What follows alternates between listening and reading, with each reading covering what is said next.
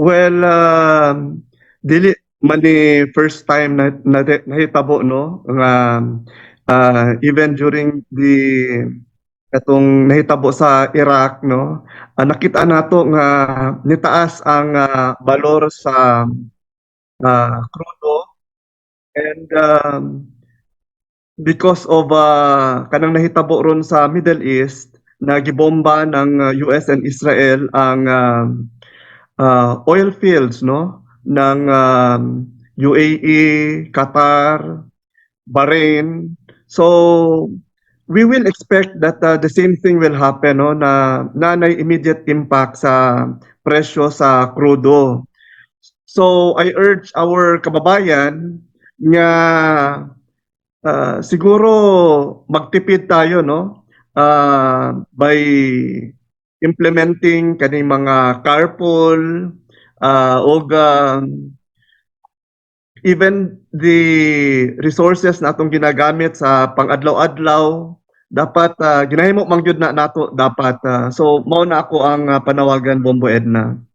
Attorney John, pero karon pa lang ha, nag-ingon ang DOE basin 7 to 10 pesos per liter daw ang increase. So mag-ingon ta ani mo singgit ang atong transport group kanang fare increase, then ang domino effect ana, Attorney John, unsay maepekto sa atong ekonomiya? Well, yes, no? 7 pesos to 10 pesos increase per liter, medyo dako-dako gyud na siya. And dili makahabol ang ato ang wage increase nga kung iana ang pagtaas. And so dapat siguro i-substitute nato ang kanang mga ginagamit nato no.